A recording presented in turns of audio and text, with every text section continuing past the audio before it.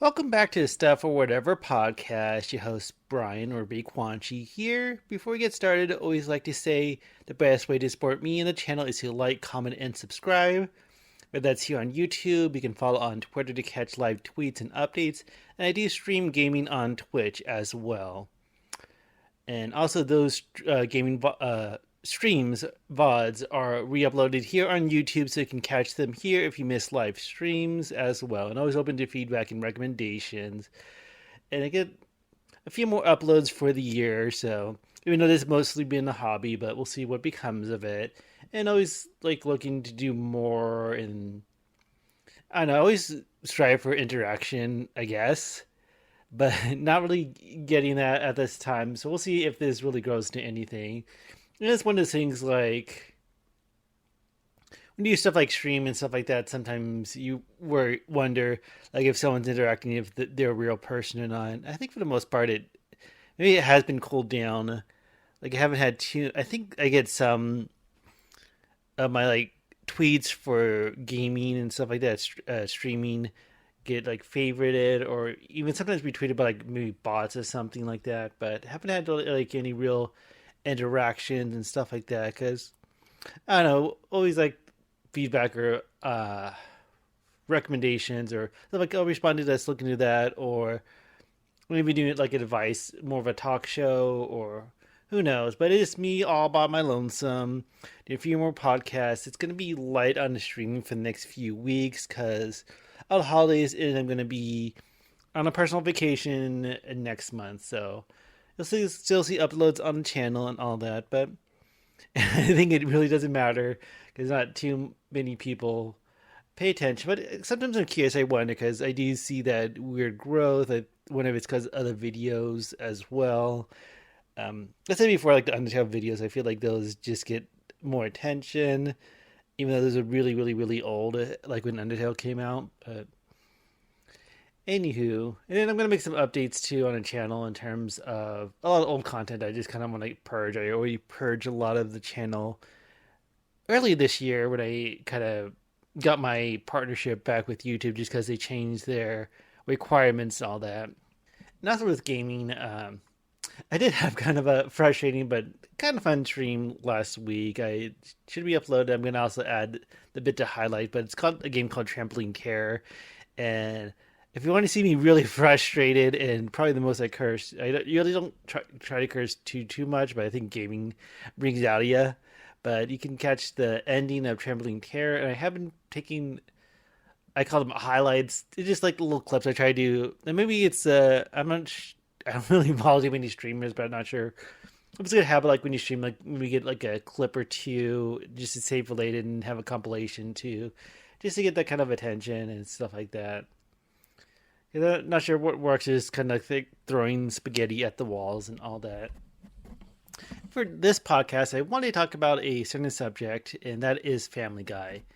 So I guess I'll start with that. Sometimes I'll like title episodes or not streams, but podcasts based on something just to, I don't know, make it a little bit more clickable. But I wanted to talk about Family Guy a lot, so I'm not sure how long this is gonna go on, but we'll try to keep the normal podcast time. But basically, this kind of inspired. I watched a lot of Family Guy as a teenager and stuff like that. Like when it was Adult Swim before it got brought back and stuff like that. I think season 4 was when it made its comeback and all that. But what kind of inspired this is a recent video from the YouTuber, or whatever you want to call it, Ellis Mark.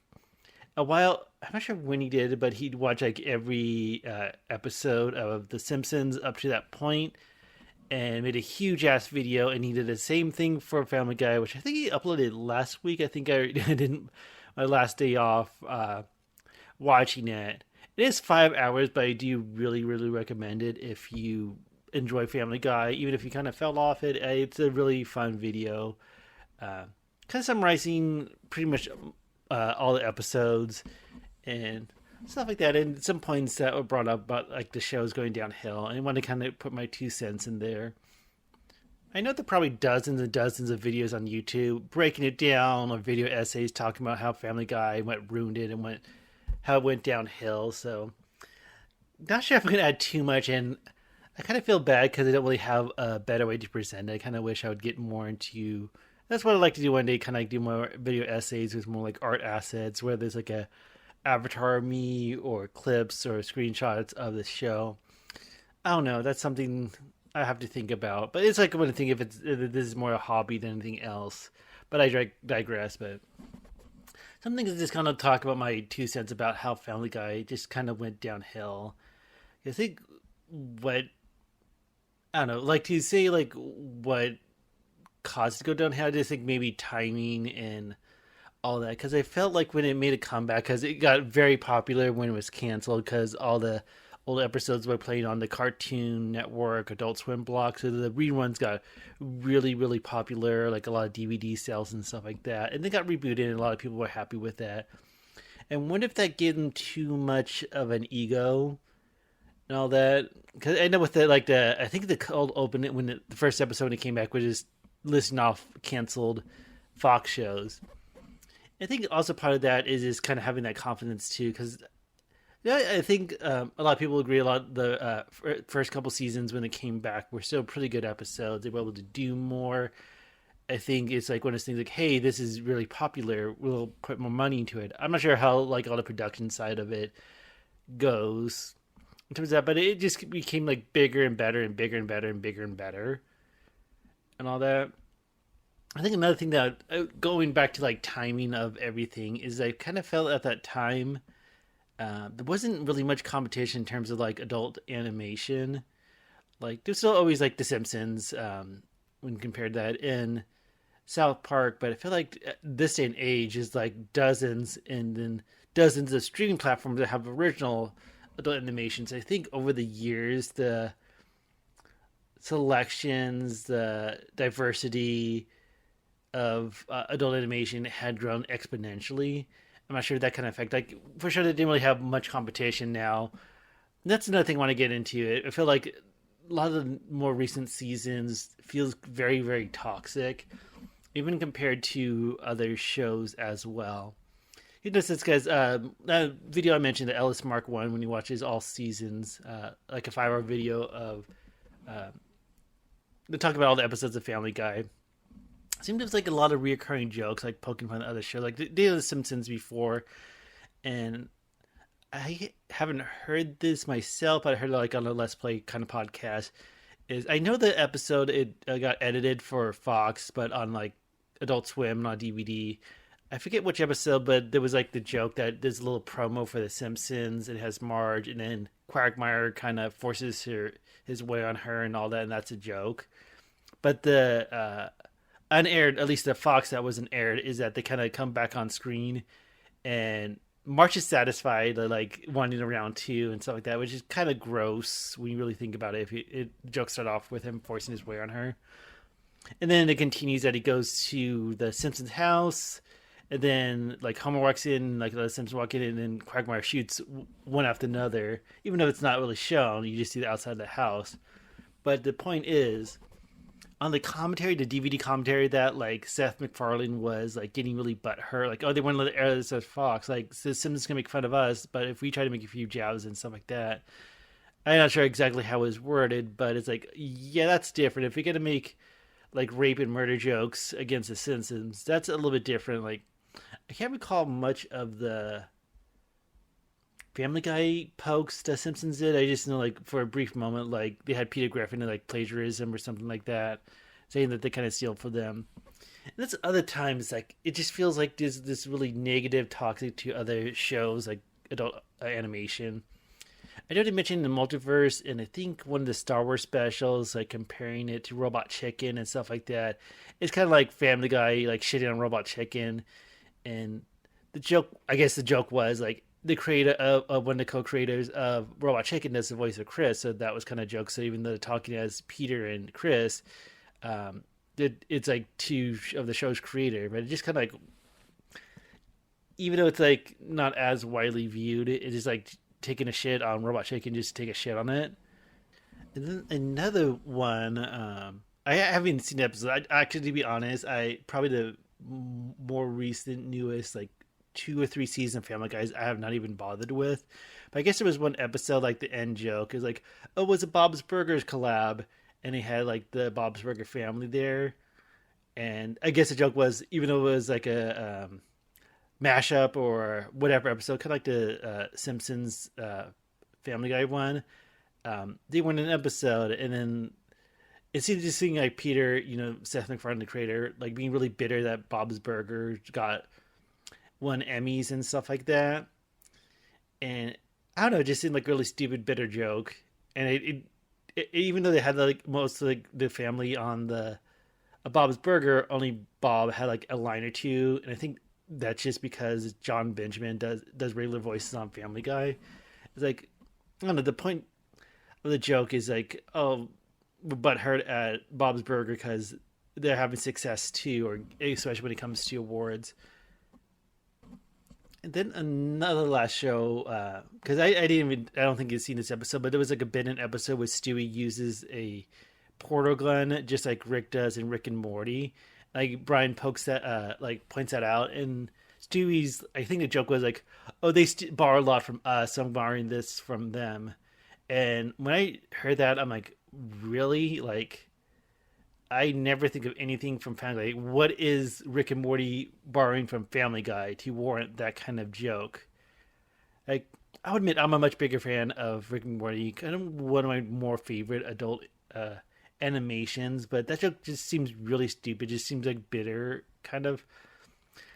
Like, Family Guy was making jokes like how Simpsons were calling Family Guy copycats, and like they're calling Rick and Morty that, but that's not really the case. Like, they're very, very different shows. It's like, did you throw a joke out just so it can be compared to another show and all that?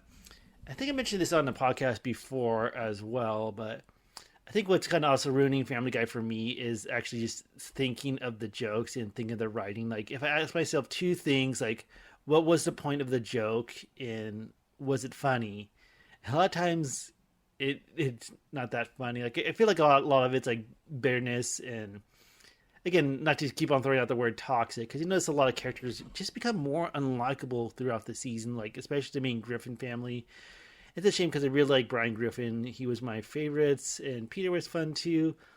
But it's more like them just being really bitter at each other. Like, a lot of jokes are just like mean, like really mean jabs at each other, and just kind of like recurring stuff like how often like this cheating, whether it be like Peter on Lois or Lois on Peter, or like the neighbor like Bonnie and Joe. That just seems sadder and sadder throughout the season. Like, Bonnie's miserable, and they make Joe seem more and more pathetic for being handicapped and stuff like that. I know they even toned down a lot of jokes too. I'm not sure if that's because of Disney buying Fox and, that case, Family Guy. Again, I didn't see the episode, but there's like, I guess, like a bit like the character Quagmire being bitter because he has like tossed away all his stuff. Like, it was like a throwaway joke or something like that. Since they can't make so many perverted jokes, a lot of that stuff was like, yeah, it was funny, but a lot of like the Quagmire humor can come off like really like sexually. Like, some of the bits were like that sexual assault, like drugging a woman, or you can even argue like how he talked to the teenagers like Meg and stuff like that, even before she was 18. Like, that be considered grooming and stuff like that. I know, not to get into a huge debate like the ethics of Family Guy, but a lot of stuff did not age well, and they know it, and I think they acknowledge it. Even I didn't even see it myself. Yeah, it just seems like so much like toxic and bitterness on all that, and it's even weird. There was like some episodes like in that video again with Ellis Mark pointing out some jokes. Like, Seth MacFarlane make jabs at his own work, like the movie Ted 2, the show The Orville, and one other one. Oh yeah, another movie, A Million Ways to Die in the West. It's like they like trash talking, shit talking his own projects on the show, and like, that's a joke, stuff like that. Even though some cringy stuff, like, again, I haven't seen most of these episodes, but I think once or twice they even shoehorned the word Fortnite, that battle royale game, and it's like, just to seem like they're hip with the kids and stuff like that. But yeah, it just seems like on the characters become unredeeming and hard to really like sympathize you.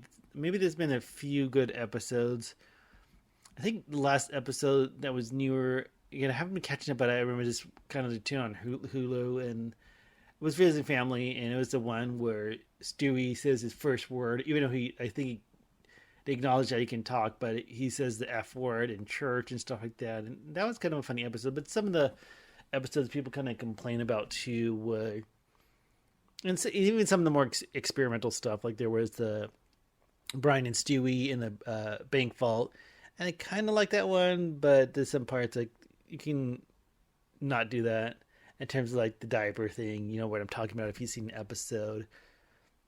And then like the one with Stewie sees a therapist and stuff like that. I thought that was pretty good, but they kind of ruined it in the end where like Stewie like, oh, this is my real voice kind of thing, like all that stuff just to be kind of thrown away. Or I don't know. That's the thing with these sitcoms too, is that uh, it's kind of weird because I always think it's sitcoms like a live action thing, but I guess a lot of cartoons kind of fall into that. It always seems like there's like a reset button, like there's not really much continuations or consequences or character development.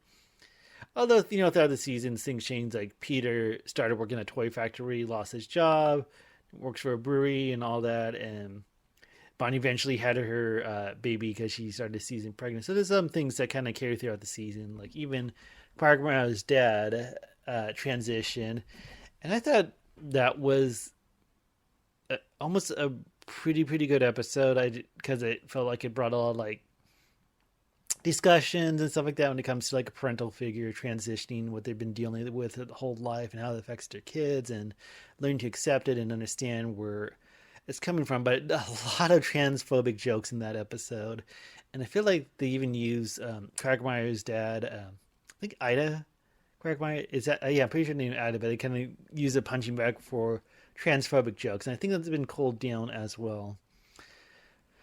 But yeah, so I'll be kind of rambling about this a lot more, but that's just kind of like my whole thing with Family Guy. It just seems like it stopped really being funny in a sense that maybe they tried to like do pop culture references, like a lot of the cutaway jokes too. I feel like maybe they like make up a few barely passable jokes, throw in a hat, and then once in a while pull it out of the hat and add it to the episode and all that.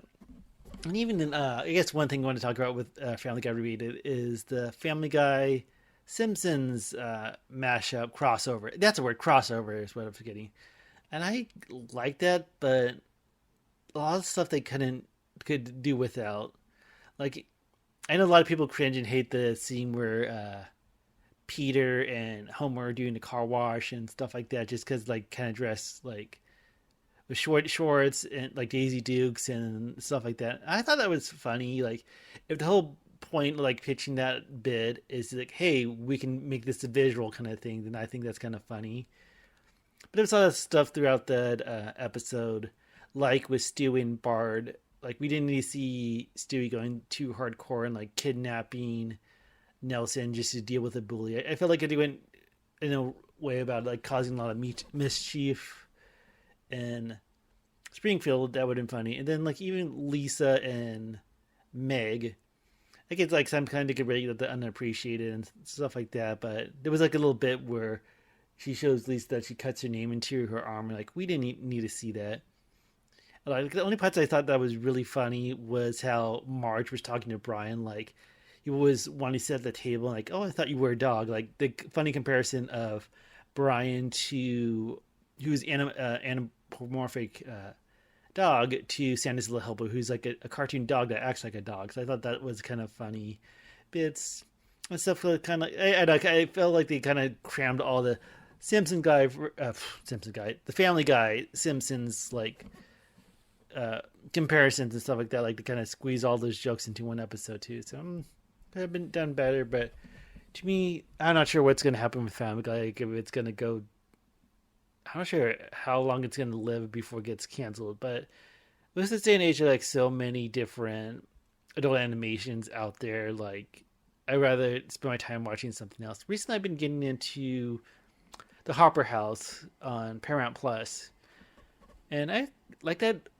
I don't know, I kind of give it a chance. The one thing I don't like about the show is the completely round circle noses, but I did like China, Illinois, and it's it Brad Neely, I believe. Like he does like China, Illinois, and it's a really a fun cartoon. The Harper House.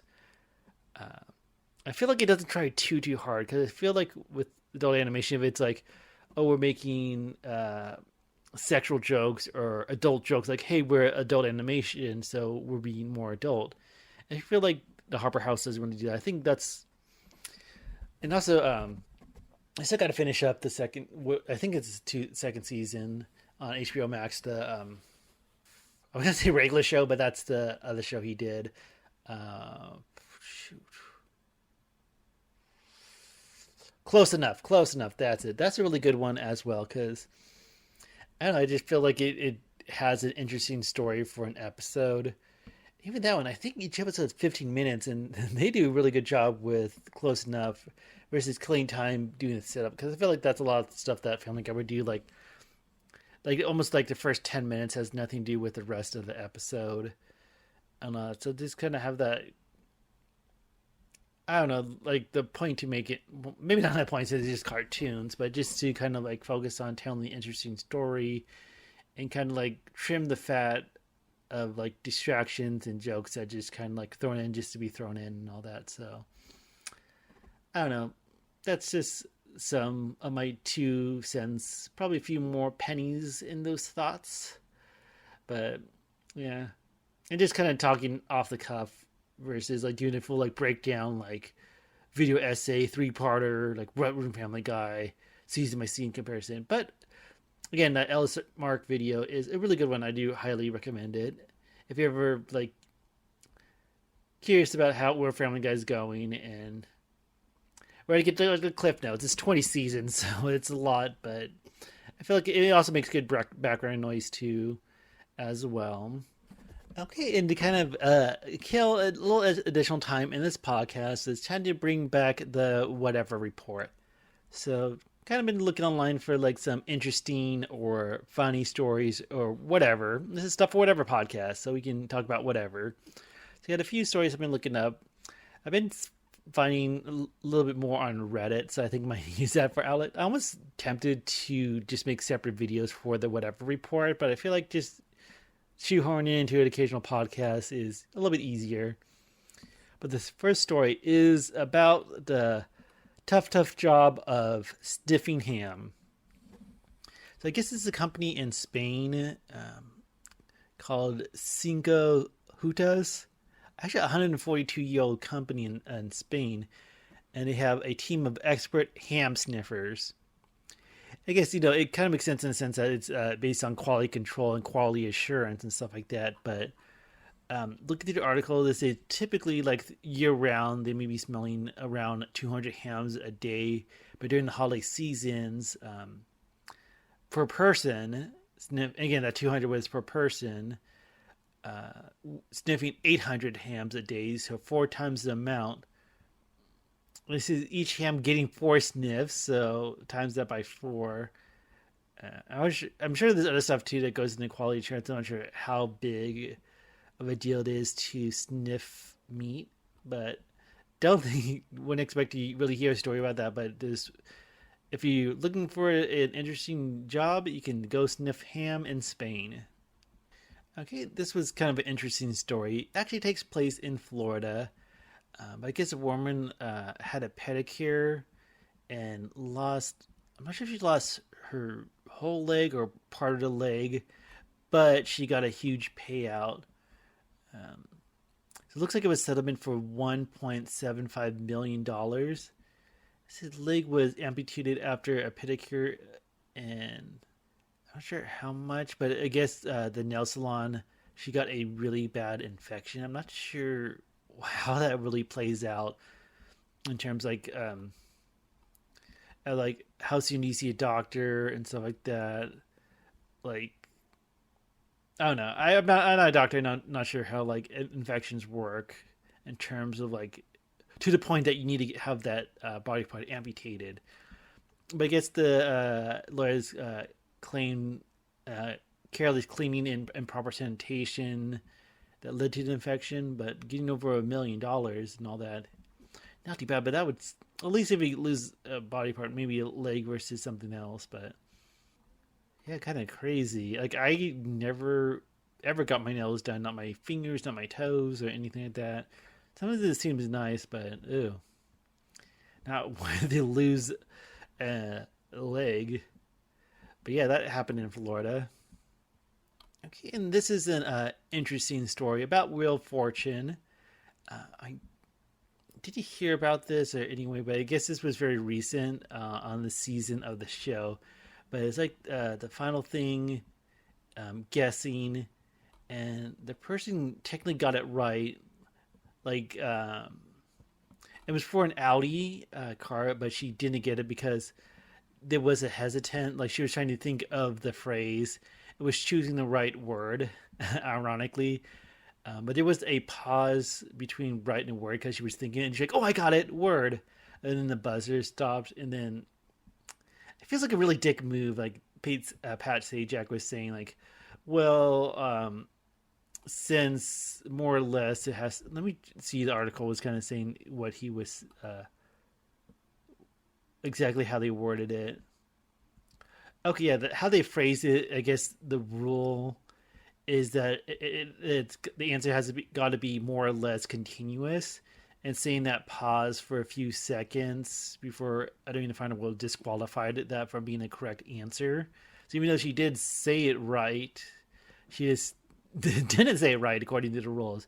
But the thing is, the cool thing about it is, it looks like Aldi actually reached out to her and is gave her an Audi.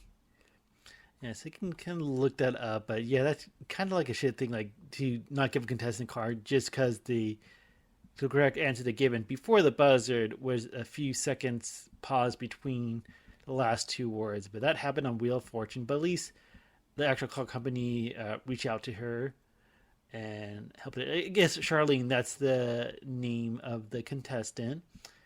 But yeah, that kind of sucks. But I'm glad it worked out for her. So that's cool. And I thought this was pretty interesting too. Was reading, I guess in Berlin for the metro, they're offering passengers edible hemp tickets. And look at the article, like it has like a few. It's edible paper and sprinkled with a few drops of hemp oil. And I think some of the thinking behind it is to help with the stress of Christmas and COVID. Like giving these tickets infused with hemp oil and all that. Yeah, pretty cool. That's kind of an interesting thing to do. I'm not sure that would really catch on, but kind of like a, I guess it kind of makes sense as well. Like the knowing part of dealing with public transit and all that, but that happens in Berlin. You can get a little hemp ticket and all that, but thought that was pretty cool as well. So the last story is a little bit crazy. I kind of wished there was more information about it. But basically, it's saying like a man received like up to 10 vaccines in one day, just for the COVID vaccine. And I guess he was getting these COVID vaccines on others' behalf. I think maybe people who are like anti-vax but need to get vaccinated for the job or stuff like that. It's not like too much information, but getting paid. Basically, they believe that the man was being paid to get these several vaccinations. From what I was looking around, I'm not sure. It looks like there wasn't like much information or research for getting multiple vaccinations, especially in one day or so close together. I'm assuming it can't be that good. I'm saying it can also like mess up and fuck up data when it comes to like side effects. Like if this person had side effects, they won't maybe not necessarily know that it was because he had 10 times the vaccinations. And then the people who don't get vaccinated, there's no data in terms of how they're vaccinated, in terms of if there's any side effects, if any. And then the going on without being vaccinated, without being protected and all that. Not to get like a too like soapbox, and it feels sad and even stupid to think getting vaccination is a political issue, but I don't want to like debate it too much. But then these people who have technically documented proof that they're vaccinated actually don't, and it's best to think that I can get on a soapbox maybe next podcast or something when it comes to COVID and vaccinations, all that.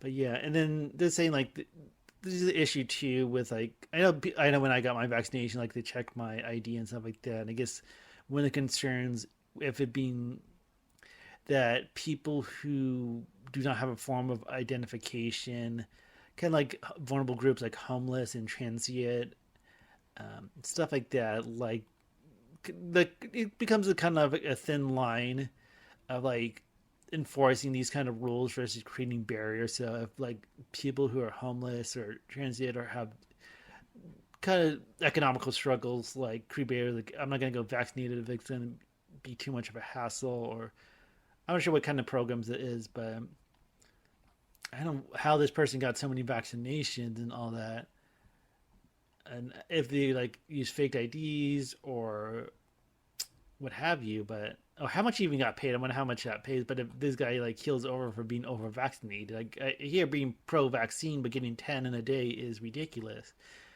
I wonder if that this is one story about him. One of that crazy people who get vaccinated on behalf of others, like, hey, your job is demanding you to get vaccinated or even requiring you to, and you don't want to because I'm just gonna say it's because you're an idiot. Like, if you don't want to get vaccinated, you're an idiot, and that's my hot take. But it's like one of the things like, hey, we want to get around the system and all that, and that's probably why this pandemic is going on for almost 2 years now. And yeah, I'll probably have a little rant about that next podcast because I got to stream soon, so I didn't want to like ramble on too long. Maybe this is a good amount of podcast, maybe short a little bit.